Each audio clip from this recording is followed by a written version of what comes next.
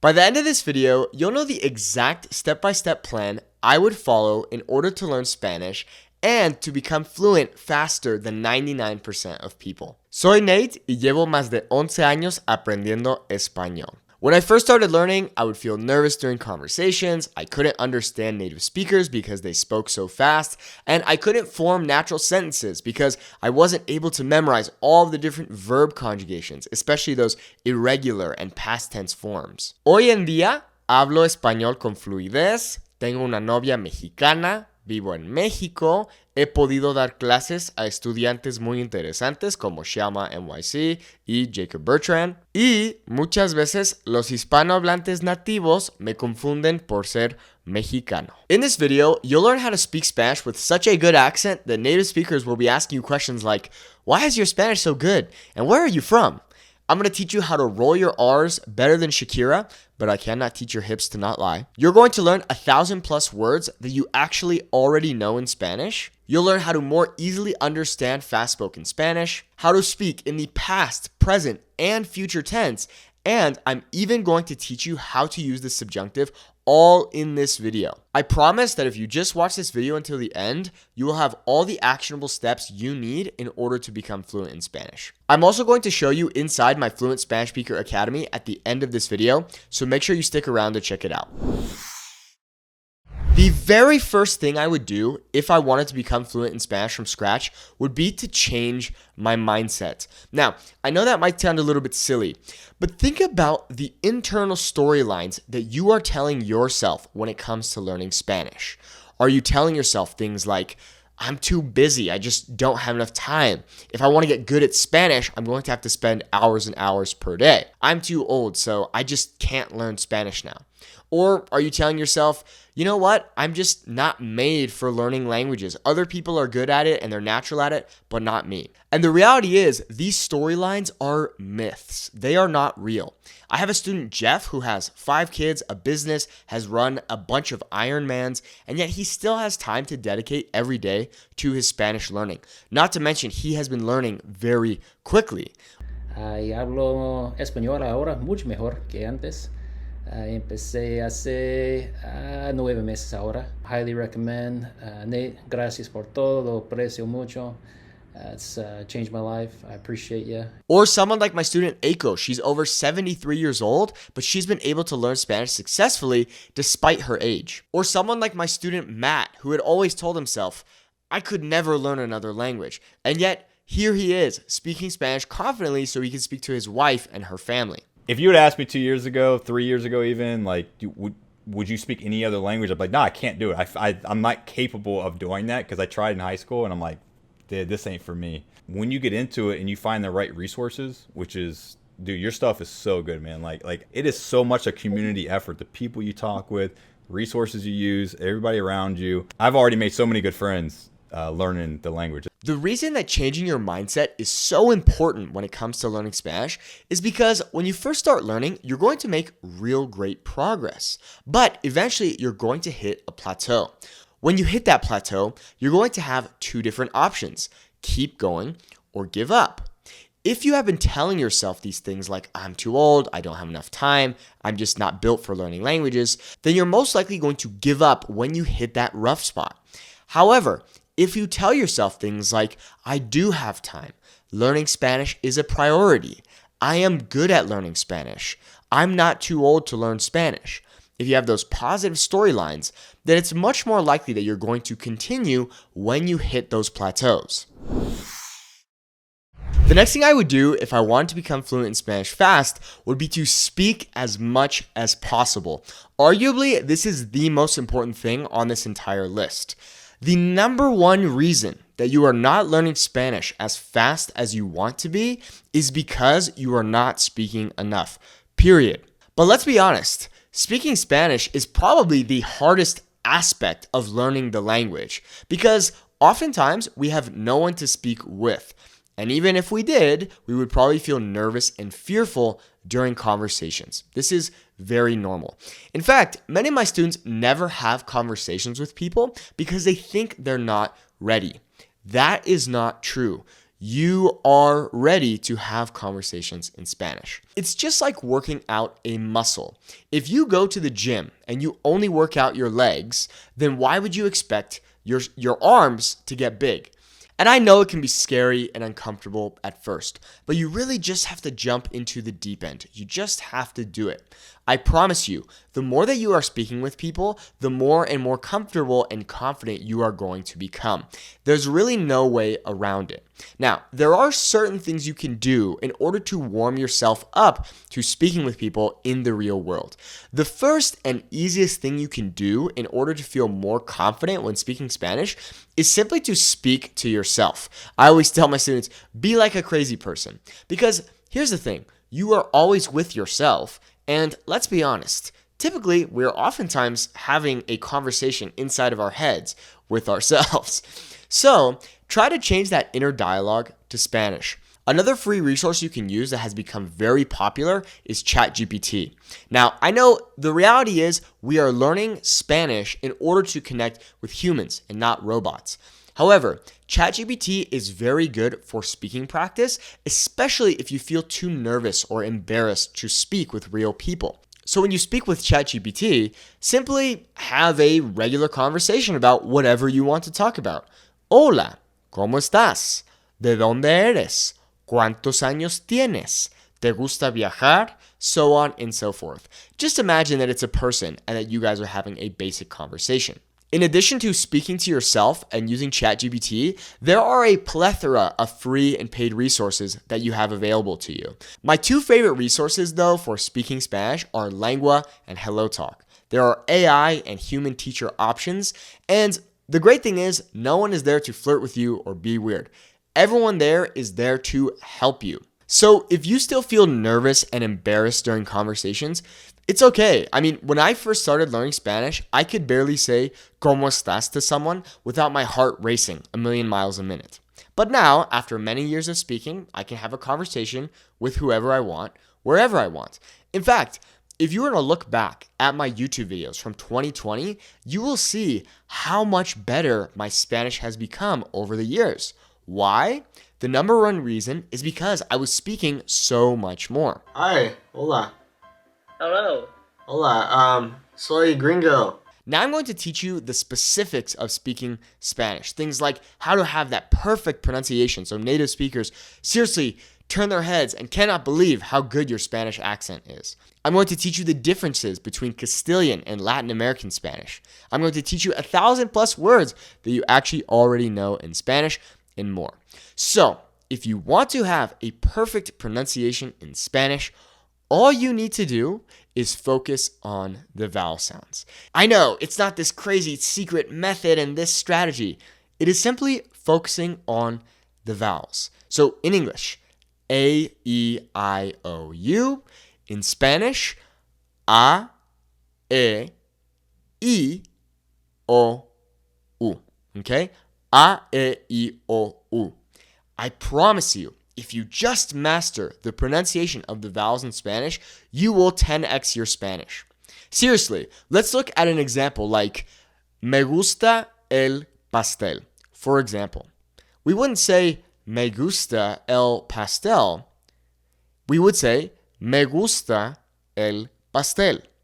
The way that my Spanish sounds much better is simply by focusing on the vowel sounds. Some other tweaks that will help with your pronunciation are knowing that B and V in Spanish basically make the same sound. B and V, okay? So they both kind of make a soft B sound. B, B.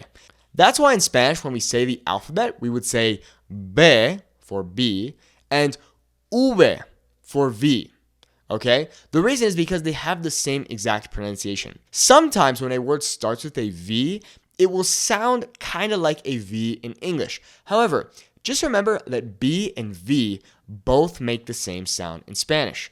An example I can give to you is a few years ago, I was in Chiapas, Mexico. Okay, it's the most southern state in Mexico. And I saw a sign that said vestidores, meaning changing rooms. Vestidores, okay? Traditionally, the word vestidores is written with a V. However, they had written it with a B. Okay? It just goes to show that even native speakers will confuse B and V. I've also seen it with the word adobo. Okay? Adobo, typically written with a B, I saw them write it with a V. Okay? So just be aware, B and V make the same sound. Also, the Z in Spanish is not Z, okay? It is S, like a snake, okay? So you wouldn't say zapatos. You would say zapatos, okay? Not zapatos, zapatos. Very important. The ñ in Spanish just makes an N and a Y sound put together. So in the word español, okay, notice how it's the NY sound. Ñ, okay? Español. The double L in Spanish simply makes a Y sound. Now, in certain countries like Argentina, they might say something like sh, okay? For example, pollo, pollo, okay?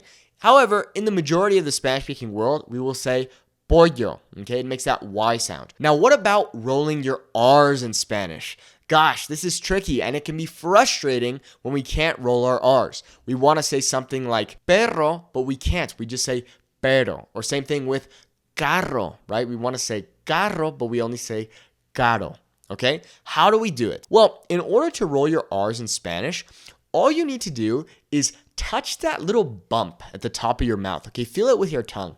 You feel that bump? That's what we call the alveolar ridge.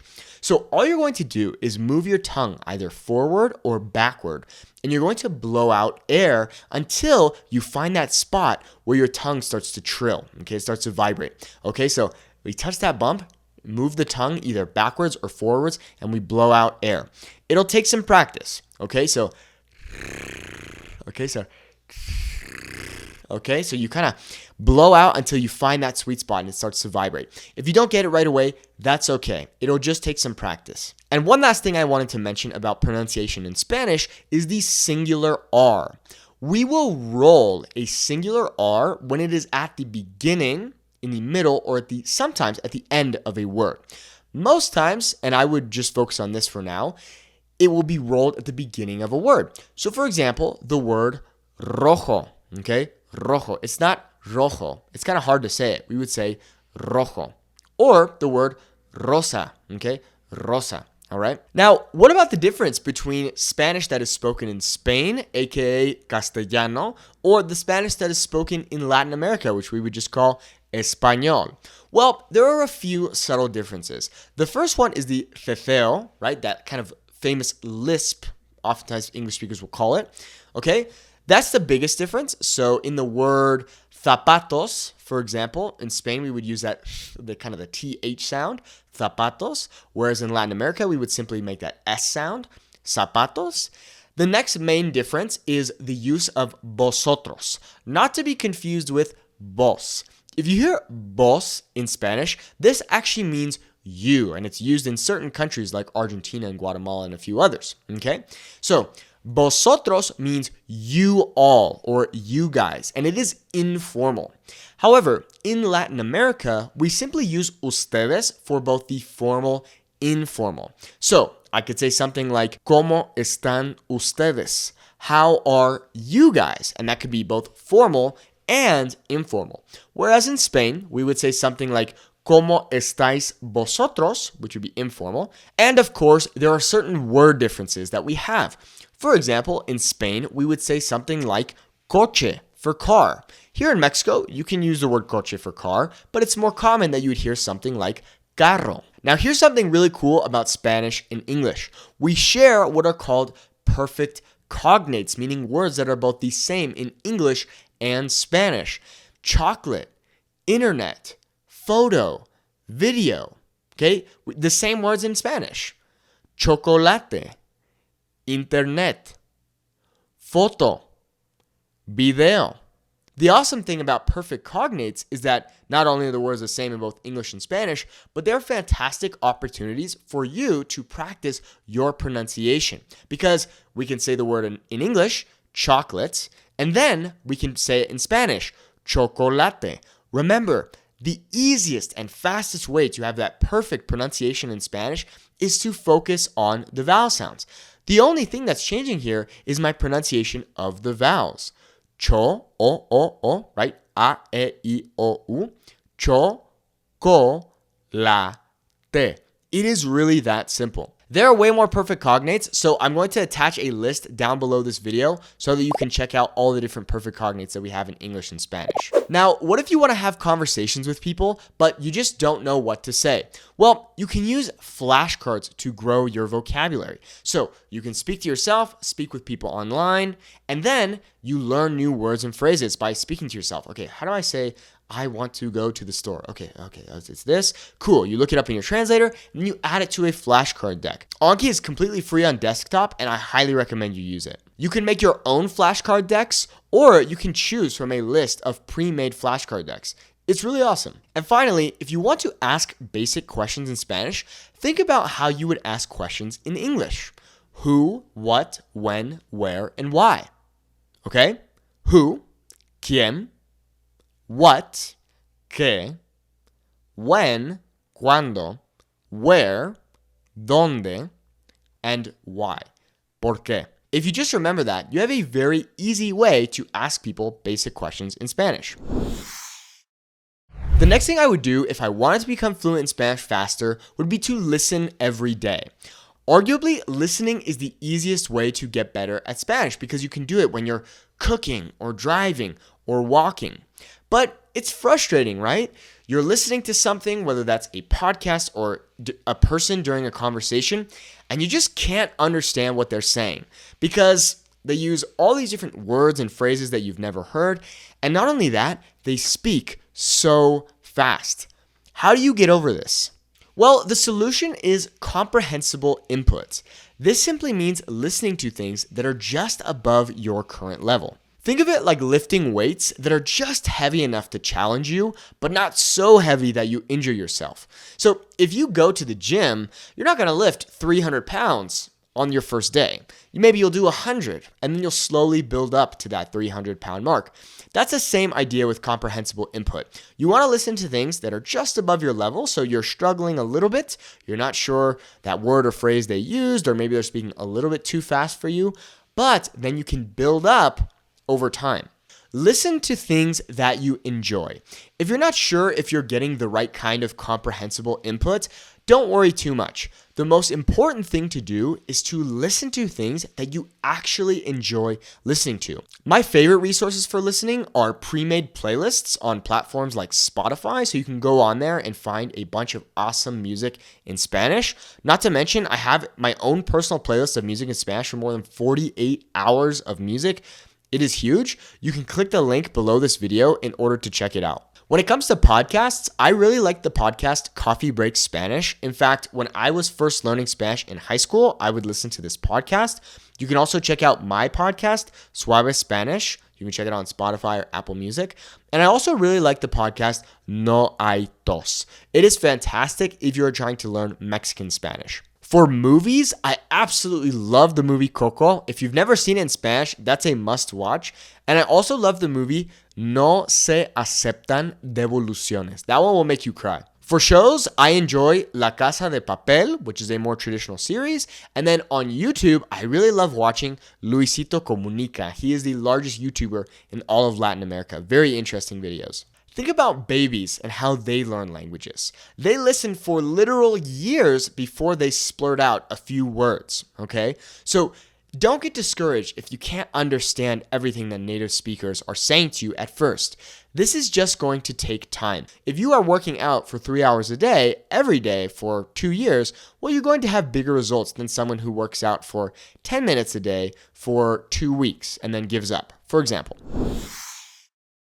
The next thing I would do is learn grammar. I would get a guide and find a plan. Now, this might be the part of the video where you're going to say, no, Nate, I don't want to do it. I don't want to learn the grammar. I saw this thing online where it said I didn't need to learn the grammar. But here's the thing. The reason that adults are able to learn languages faster than young people, faster than babies and faster than kids, is because they can learn the grammar. The analogy I like to give is the piano analogy. So I can play a few songs on the piano and I can impress people at parties and it's fun. This is the Spanish equivalent of knowing a few words and phrases, saying them to people, getting a laugh, but then they speak back to you and you have no idea what's going on. That's essentially the same thing that happens to me with piano. However, someone like my uncle who can play the piano perfectly, he can read the notes and the scales, he can play anything he wants. He can play with other musicians. He can just play whatever he wants. He can learn a new piece of music and instantly play it. It's the same thing with learning Spanish grammar, okay? When we learn the basic rules and ideas like, oh, why do we say hablé instead of hablaba? Or, oh, why is the sentence structured like this instead of like that? Then you can speak Spanish and you can be fluent. You can talk about anything you want. So you cannot avoid the grammar, even though it might not be the most exciting and interesting thing for you. But here's the problem. If you are learning Spanish by yourself, then you probably have no clear guide that will teach you the grammar in a way that makes it easy to understand. Many students have so many different options that they get analysis paralysis and they don't know what to study and when to study it. The solution to this is simply getting one good grammar resource. This can be a book, this can be a course. At the end of the video, I'll talk about my Fluent Spanish Speaker Academy, which helps students have that clear guide and have that clear plan. But you just need one good resource for grammar. Not two, not three, not four, just one. This is exactly what happened to my student Tam. He was learning for a few months by himself, trying to piece it all together, and then he found me and my academy. He joined, and all he had to do was follow the lessons step by step, and he learned much faster because there was no guesswork. There was no doubt. He just showed up and did the work. Now, before we move on to step 5 in my plan to becoming fluent in Spanish, I am going to teach you the past, present, future, and subjunctive all in this video. So buckle up. Let's learn the informal future in Spanish first because it's actually the easiest way to speak in the future. And of all the tenses, it's probably the easiest to understand and master. All you need to do if you want to speak in the future tense in Spanish is do this. Ir plus a plus an infinitive verb. So all we're going to do is take the verb ir and conjugate it.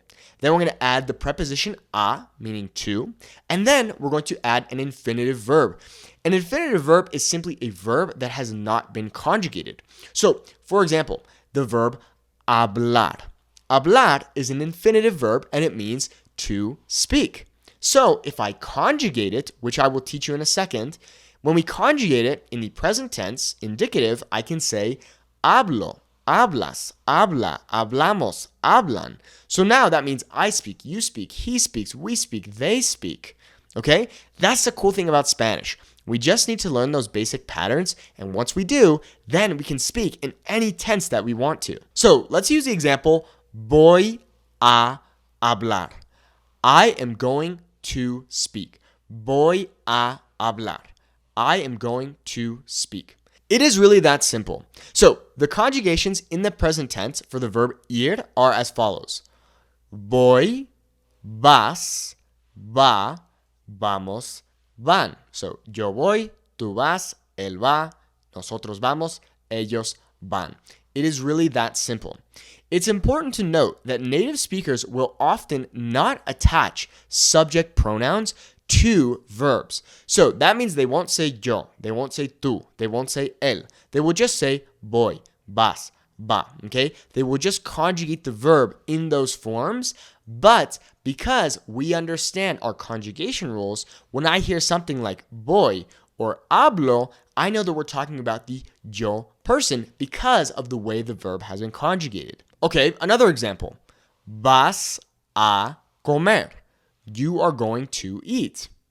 Tú vas a comer. You are going to eat. There's no difference between tú vas a comer and vas a comer. They mean the same thing, okay? Like I said, native speakers oftentimes would just cut out the tú, so they would just say vas a comer. You are going to eat, okay? Ella va a bailar. She is going to dance.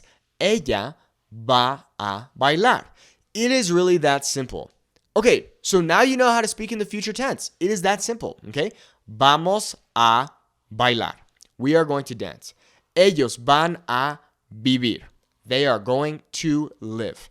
It is that simple. Ir plus a plus infinitive. That is how you speak in the future in Spanish. Now, we can also learn the simple future, which is something like hablaré or hablarás.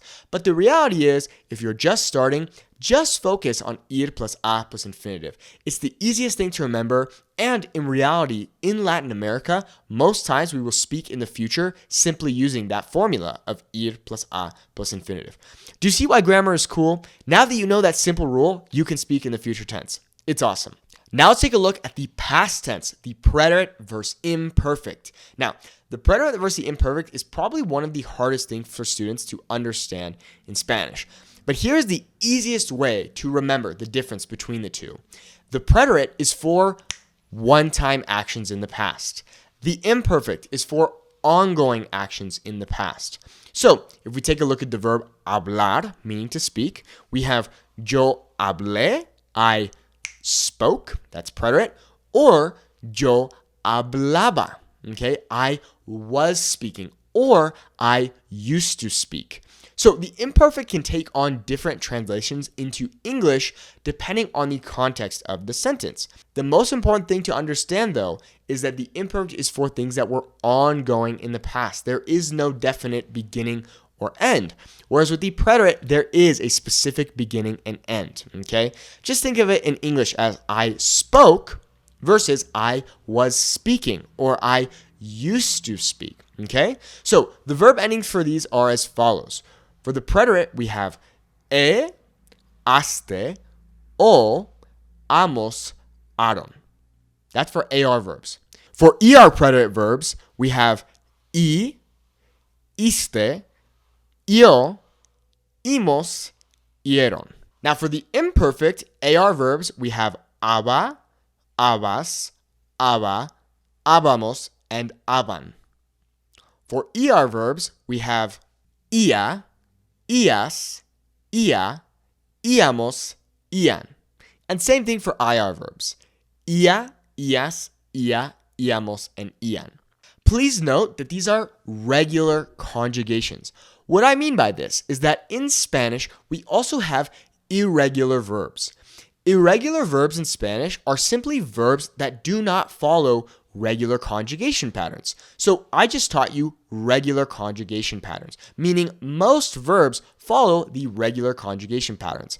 However, there are certain verbs that do not follow these regular patterns. Verbs like ir, for example. So, what would be the difference between yo hablé and yo hablaba? What's the difference? Yo hablé, I spoke. Yo hablaba, I was speaking. So, for example, I could say, yo hablé con mi mamá. I spoke with my mom, and it happened once. It's done. It is over. I spoke. Or I could say, yo hablaba con mi mamá cuando sonó el teléfono.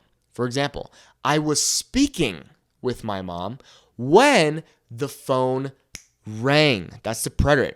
It is very common in Spanish that we have the imperfect going on, and then it will get interrupted by the preterite. Okay, so yo hablaba con mi mamá cuando sonó el teléfono. Now, you might be thinking, well, Nate, could I say something like yo estaba hablando con mi mamá? And the answer is yes, absolutely. In this situation, now estaba is in the imperfect, and then hablando is what we call the progressive, okay? It's just more specific. Yo estaba hablando con mi mamá literally translates to I was speaking with my mom.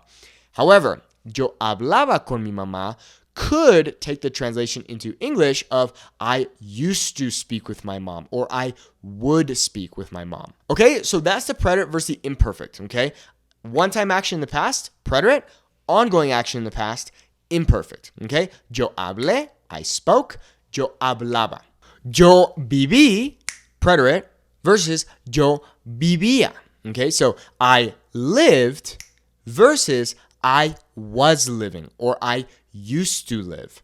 Now, remember, the preterite is for a specific time, whereas the imperfect is for ongoing things in the past. So, I could say something like, yo viví en España por 3 meses. When I add on that por 3 meses, well, that is a specific amount of time, and therefore we'll use the preterite. Whereas if I were to say yo vivía en España, that would mean I used to live in Spain, but we have no specific beginning or end, and therefore we'll use the imperfect because it's ongoing in the past. Now let's take a look at the present. So the present is simply I speak, you speak, we laugh, we eat, and so on.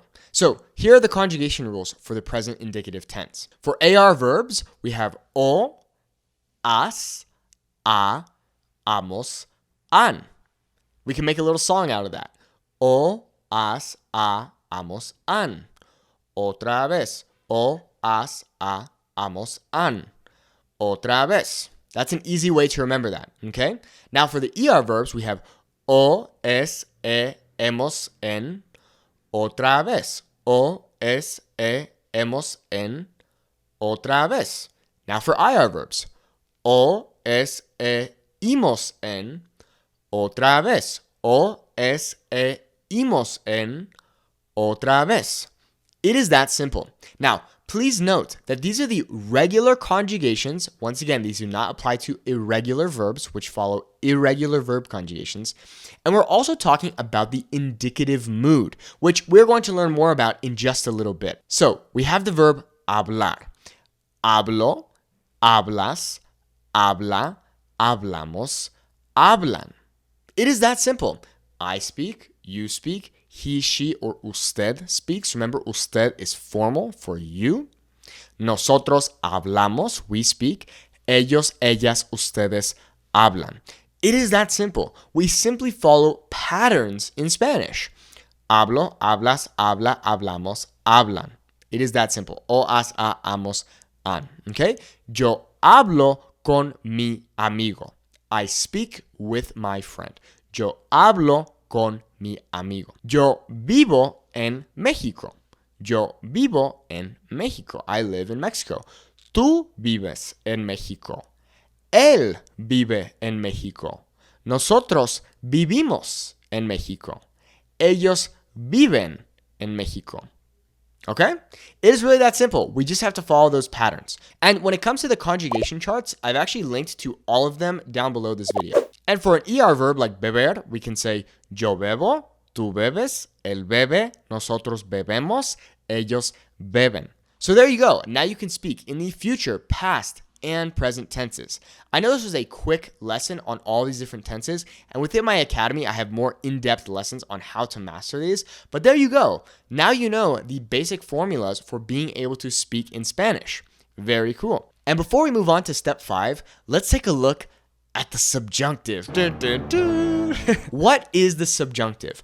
Well, many students think that the subjunctive is a tense, but the subjunctive is not a tense. The subjunctive is a mood. We have 3 moods in Spanish. The indicative, which is the one we use most, the imperative, which is essentially just commands, and the subjunctive, which is used for things of doubt. So, for example, yo hablo is the indicative, meaning I speak. That is a fact.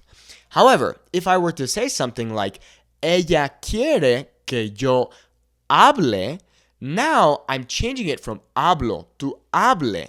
So, what is going on? Well, there is doubt. In this example, ella quiere means she wants. She wants me to speak. But it's not a guarantee that I'm going to speak. And therefore, we use a subjunctive. There is doubt. There is uncertainty. Now, it's weird because in English, we wouldn't change the spelling of the word. So if I were to say, ellos quieren que yo vaya a la fiesta, right? They want me to go to the party. In English, the word go would never change. They want me to go to the party or I go to the park. It's the same thing. The word is go. However, in Spanish, that verb slightly changes. Now, let's be honest. If you use the subjunctive incorrectly in Spanish, no one is going to turn their head and no one is going to think, gosh, their Spanish is not good. No, not at all. In fact, you can get by without knowing the subjunctive, in my opinion. I didn't learn about the subjunctive until 4 years of learning Spanish in school. So if you're stressing about it and you're not sure how it works, don't worry too much about it. So for the AR endings with the subjunctive, we have es, hemos, and en. For the ER endings, we have a, as, amos, an. And for the IR endings, we have a, as, amos, an. Notice how they're essentially just getting flipped. El doctor recomienda que yo tome las pastillas. El doctor recomienda que yo tome las pastillas. So instead of saying tomo, we'll say tome, because it's not a guarantee that I'm going to take those pills that the doctor recommends that I take. There is doubt, and therefore we use the subjunctive. So now that we've taken a look at the most important verb conjugations in Spanish plus the subjunctive, the next thing I would do if I wanted to become fluent in Spanish is to get rid of all of my apps. I see it all the time with my students. They have 20 different apps for 20 different things. They use a little bit of each, but they never make real progress. Or worse, they get analysis paralysis, they get overwhelmed by all the different options, they get confused, and they give up. You really only need a few good apps to learn Spanish. My favorite apps for speaking are Lengua and italki. For listening, I absolutely love Spotify. It's easy and it's free. For grammar, I would choose my academy. Obviously, I'm biased, but I'll talk about that later. My favorite for translation would be SpanishDictionary.com, completely free on the computer and on the phone. My favorite for vocabulary is Anki. It's a really great way to learn new vocabulary. And finally, I like Duolingo for consistency. I recommend you create a little folder on your phone for all of your Spanish learning apps. At the end of the video, I'm going to show you my exact daily learning plan and how I incorporate apps into it. The next thing I would do if I wanted to learn how to become fluent in Spanish faster would be to get a teacher. The best thing about having a consistent Spanish teacher is that they can point out those little things that you need to tweak so that you can have bigger results. It is really cool because a student will come to me to take one-on-one lessons, and after our first lesson, I will have pinpointed every little thing that they need to tweak so that they can break through their current learning plateau and get to that next level. Now, the problem we typically face when it comes to taking live classes with a teacher is that we don't have time or we don't have the financial resources to invest in a teacher. But here's the thing. When you are able to choose a specific time and day during the week when you have a Spanish lesson and you commit financially, you are way more likely to succeed. There's this saying I really like, which is when you pay attention. So oftentimes we will download a free resource, we'll use it a little bit, but because we haven't committed financially, we don't really take it that seriously, even if it is the best resource in the world.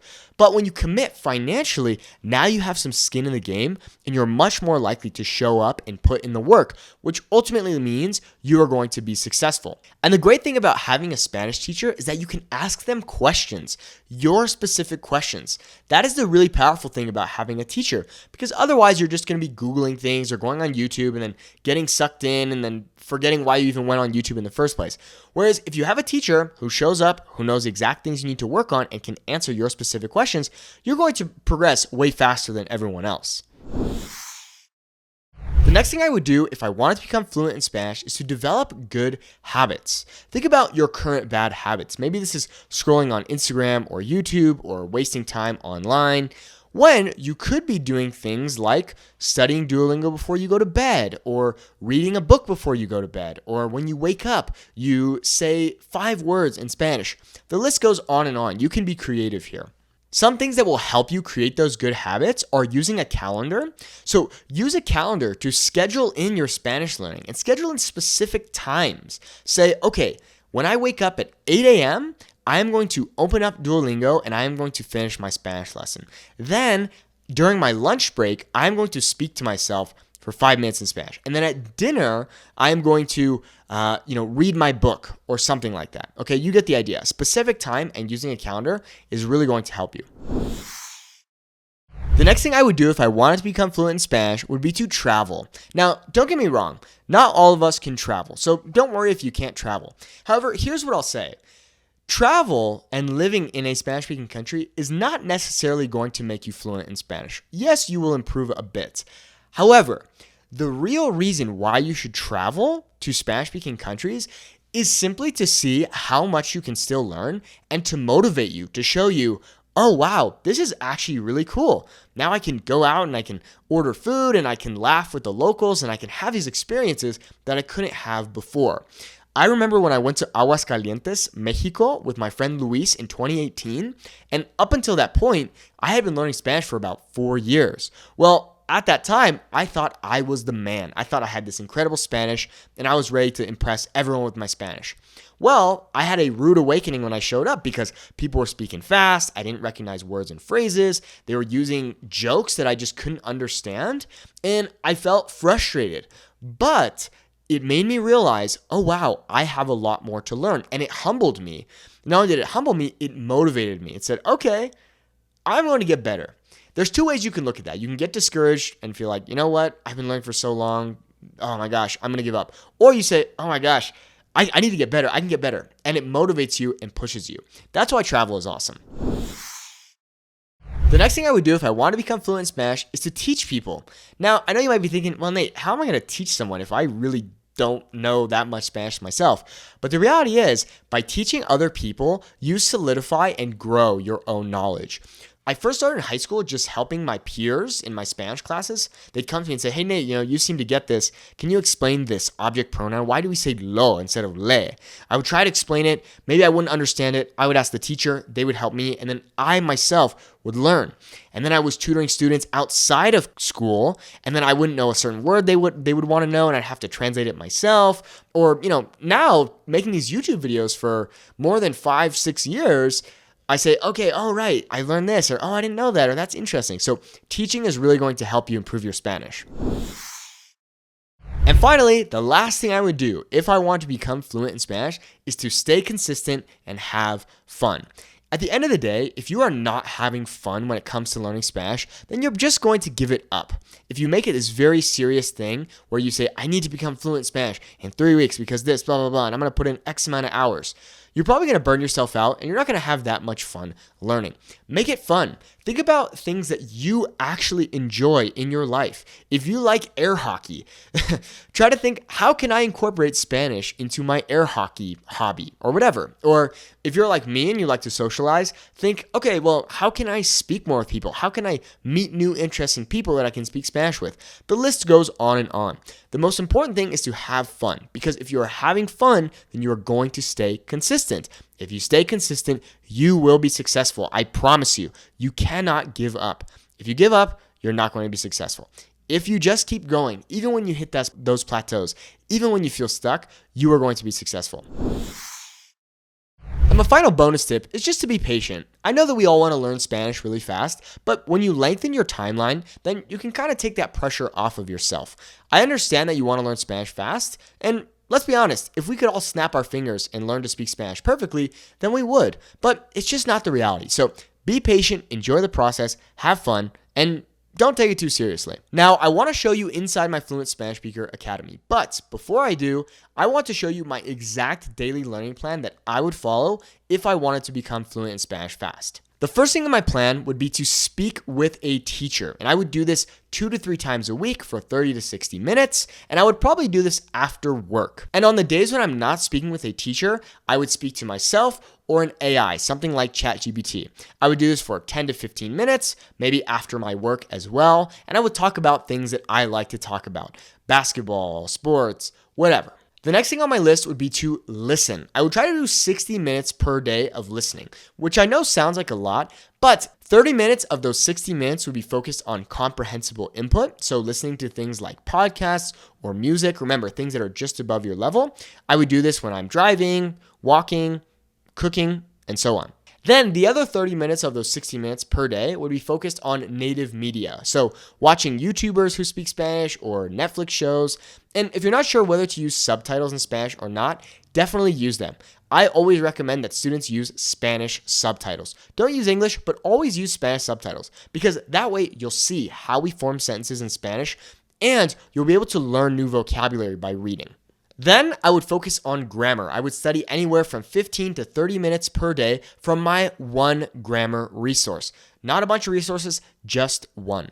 I would study the concept do a few practice examples, and then I would check it off my grammar checklist. Then I would focus on reading and writing. This could be 15 to 30 minutes per day.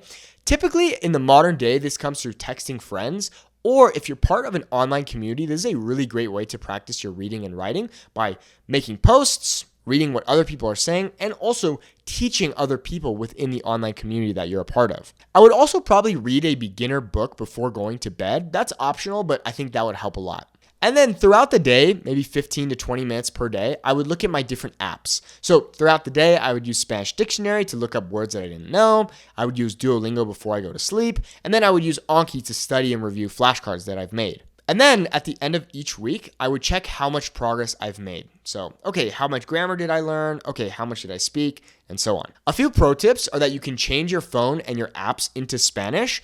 If you're worried about an app like your banking app, for example, being in Spanish, you can always just change that specific app's language into English. But I recommend you change your phone into Spanish. That helps you learn lots of new words. I also recommend that you schedule specific times in your calendar for each task. So you know your schedule better than I do. So figure out when are good times for you for speaking, listening, grammar, and so on. Okay, now that you have my exact plan to become fluent in Spanish fast, I want to show you inside my Fluent Spanish Speaker Academy. If you struggle to speak Spanish confidently and you freeze up during conversations and you can't understand native speakers because they speak so fast, well, I'm Nate, the creator of the Fluent Spanish Speaker Academy, and today I'm going to show you inside our program so that you can learn how to speak Spanish confidently, fluently, and actually understand what native speakers are saying to you.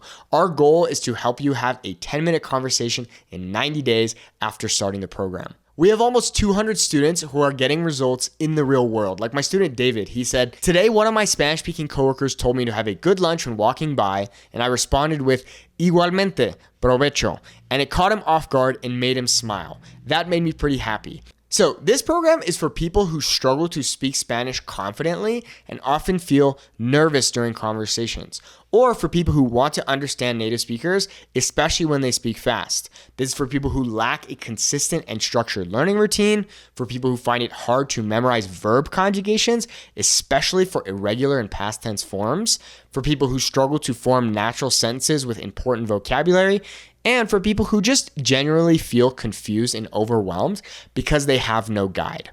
My student Tam was trying to learn on his own, and he says, "I felt like I understood more Spanish in 1 week than the entire month that I had spent trying to figure out everything on my own." So how does the Academy work? Well, it provides you with 3 things: the lessons, accountability, and feedback. So we provide you with all the information that you need so that you can do the right things in the right order. But in addition to the information, we make sure to hold you accountable and give you feedback.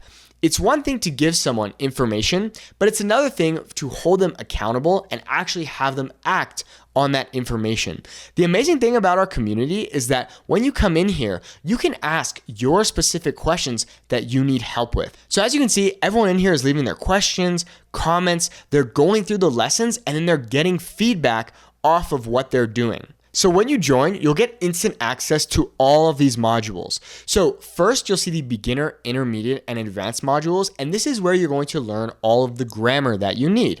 So let's say we're an intermediate learner, we can come in here, and you'll see that we have video lessons and conversation starters. So for example, here we can see a lesson on how to easily tell the date and time. We have a quick summary and a worksheet. We also have certain lessons that have extra practice videos to go along so that you can practice. Not to mention, when you join, you'll get access to a checklist that you can download so that you can easily follow along. There's no guesswork. All you need to do is go in order, follow your checklist, and as you complete lessons, you go in and you check things off on the checklist. In addition to the video lessons, we have our conversation starters. So for example, we could come in here and say, "Have you ever surprised someone with your Spanish?" And you can comment a story about a time that you surprised someone with your Spanish.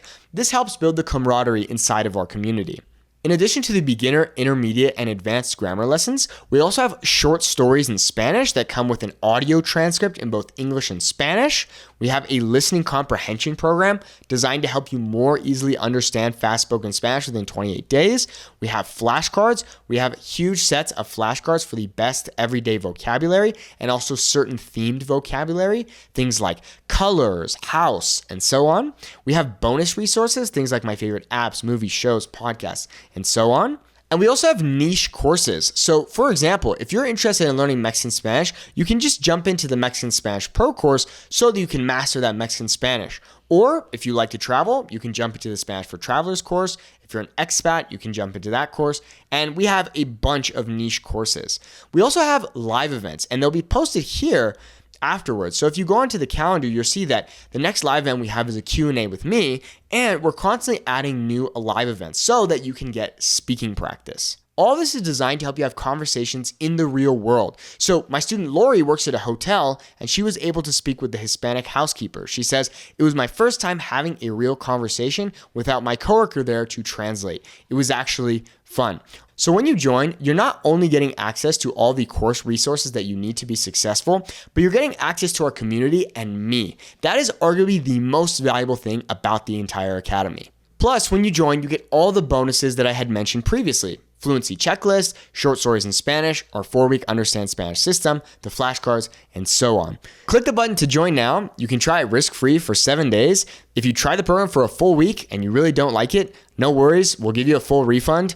We don't want your money if we can't help you learn Spanish. But if you love it, you can get started and start seeing results. So just to show you that this really does work, here are some more testimonials from Xiaoma NYC, the YouTuber with more than 7 million subscribers who speaks really good Chinese. He says, "I never met a gringo with such mind-blowingly good Spanish as Nate. But beyond that, he's a really excellent and patient teacher, which I can say from personal experience."